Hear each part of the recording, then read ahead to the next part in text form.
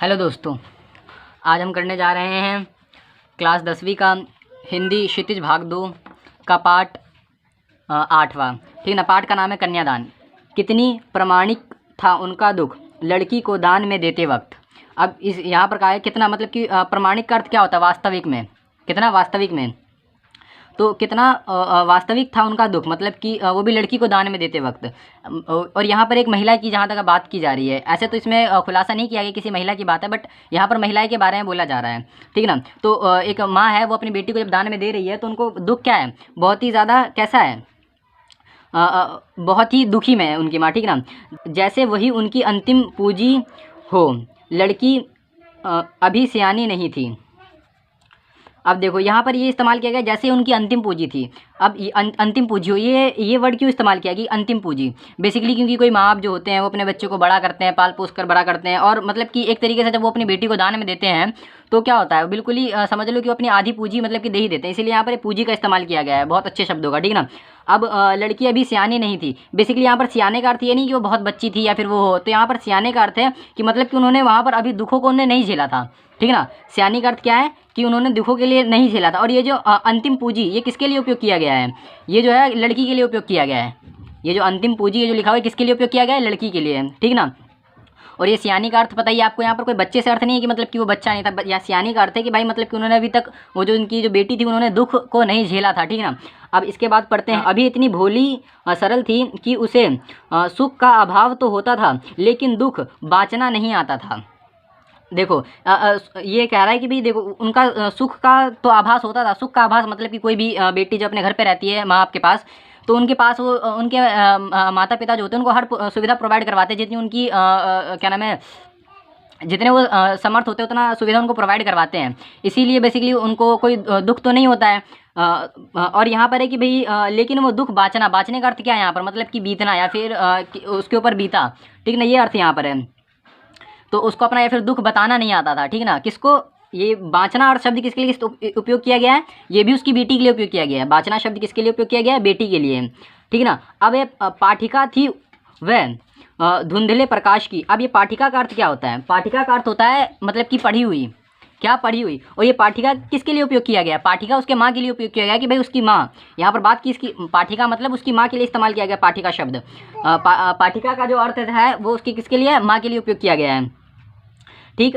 और ये धुंधले प्रकाश से अर्थ क्या है इसका मतलब कि धुंधले प्रकाश मतलब कि ऐसे देखने में तो लगता है कि भाई किसी की शादी हो रही तो अच्छे से रहेगी बस बेसिकली, मगर फिर भी क्या होता है उनको थोड़ा ना थोड़ा दुख तो झेलना ही पड़ता है। तो ये धुंधले प्रकाश का अर्थ क्या है कि मतलब कि उनके माँ ने भी मतलब कि धुंधले प्रकाश झेला, मतलब कि उनकी माँ ने भी बहुत सारे दुख झेले हैं। कुछ तुकों और कुछ लहबद्ध पंक्तियों की, कुछ तुकों। अब यहाँ पर लहबद्ध पंक्ति, ये भी किसके लिए उपयोग किया, ये भी उनके माँ के लिए उपयोग किया गया। लहबद्ध पंक्ति मतलब कि जैसे कि अब कोई भी महिला अगर कहीं चली जाती है शादी कर कर, तो कहते नहीं कि भाई महिलाओं का काम ये होता है झाड़ू लगाना पोछा लगाना, बेसिकली ये कहा गया है। ठीक ना। तो उनकी माँ ने क्या है, उनकी माँ ये सब बातें सुन रखी है, इसीलिए उनको भी मतलब कि इसका दुख पता है। ठीक। ये हमारा अभी पहला जो माँ ने कहा पानी में झाँक कर अपने चेहरे पर मत रीझना। अब ये देखो यहाँ पर बड़े अच्छे शब्दों का इस्तेमाल किया है कि माँ ने कहा पानी में झाँक कर। अब ये पानी का ही शब्द यहाँ पर शीशा भी तो इस्तेमाल कर सकते थे, बट यहाँ पर इस्तेमाल क्या किया गया, पानी इस्तेमाल किया गया। इसका कोई एक रीज़न है। देखो अगर आप मतलब कि अगर आप शीशे के सामने खड़े होते हो ना, तो आप शीशे को कितना भी हिलाओ मगर आपके चेहरे पर कोई इतना प्रभाव नहीं पड़ता शीशे पर। ठीक ना। बट अगर आप एक पानी के सामने खड़े होते हो तो पानी के सामने क्या होता है, हल्की सी भी हवा चलती है ना तो क्या होता है, पानी हिलने लग जाता है। होता है नहीं होता।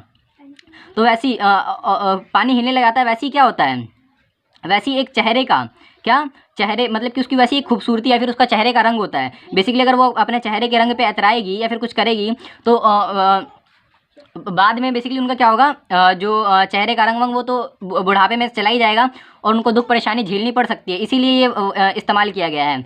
तो यहाँ पर इस्तेमाल किया गया है ये पानी में झाँक कर, ये किसने कहा, उनकी माता के द्वारा क्या कहा गया है। ठीक। रोटियाँ सेकने के लिए है मगर जलने के लिए नहीं। बेसिकली अगर आपको कोई मतलब कुछ बताए, ठीक है ना, वहाँ पर अगर आपको कोई कष्ट दे, अगर आपको वहाँ पर कोई कष्ट दे तो मतलब कि आप जो है उसमें कष्ट में क्या होना कि भाई जलना मत, मतलब कि उस कष्ट में मत पड़ना। आप उसका क्या विरोध करना, अगर मतलब कि आपके सास ससुर द्वारा या फिर आपके पति द्वारा अगर कोई कष्ट दिया जा रहा है तो क्या करना, आप उसका विरोध करना। मतलब यही इस्तेमाल किया गया कि आग क्या, रोटियाँ सेकने के लिए, जलने के लिए नहीं। ठीक है ना। अब यहाँ पर है वस्त्र और आभूषण शाब्दिक भ्रमों की तरह बंधन है स्त्री जीवन के। अब यहाँ पर क्या गया, वस्त्र और आभूषण। शाब्दिक भ्रमण, शाब्दिक भ्रमण मतलब कि शब्दों का जाल। क्या होता है, शाब्दिक भ्रमण मतलब शब्दों का जाल होता है, ठीक है ना। तो स्त्री के लिए वस्त्र और आभूषण क्या है, स्त्री के लिए वस्त्र और आभूषण एक प्रकार का क्या है, वो एक सिर्फ शाब्दिक जाल है। जैसे कि कोई बंदा कोई सोच रहा होता है, जैसे कि मैंने सोचा कि भाई मैं आज ये वीडियो बना रहा हूँ, बट थोड़ी देर में क्या होता है कि भाई हमारा माइंड चेंज हो जाता है कि नहीं यार अभी नहीं, कल ही बना लेंगे, ठीक है ना। वैसे ही क्या होता है, ये वैसे ही एक महिलाओं के लिए भी ये क्या, एक शब्दों का भ्रम है, बस वो वस्त्र और इसमें उलझ के रह जाएंगी। अब इसके बाद आता है कि माँ ने कहा लड़की होना पर लड़की जैसा दिखाई मत देना। अब यहाँ पर देखो ये एक यहाँ पर कहा कि माँ ने कहा लड़की होना पर लड़की जैसा दिखाई मत देना। मतलब कि माँ ने कहा कि भाई आप लड़की हो, आप मतलब कि आपके जो पति उसके लिए भी आपका क्या कुछ कर्तव्य होगा, आपके सास ससुर के लिए भी कर्तव्य होगा। अब वो सब क्या है, कर्तव्य निभाना, क्या वो सब कर्तव्य निभाना, मगर लड़की जैसा दिखाई मत देना। अब यहाँ पर दिखाई मत देना, यहाँ पर इसका अर्थ है कि भाई वो कमज़ोर मत पड़ जाना, ठीक ना, या फिर कमज़ोर दिखाई मत देना। जैसे कि आपको कोई नीचा दिखाए या फिर कुछ भी ऐसा कहे, तो ये नहीं कि मतलब कि भाई मतलब कि और महिलाओं की तरह कि भी आप उसका विरोध मत करना, जैसे कि, ठीक ना, यही यहाँ पर इस्तेमाल किया गया है। तो यही था आज की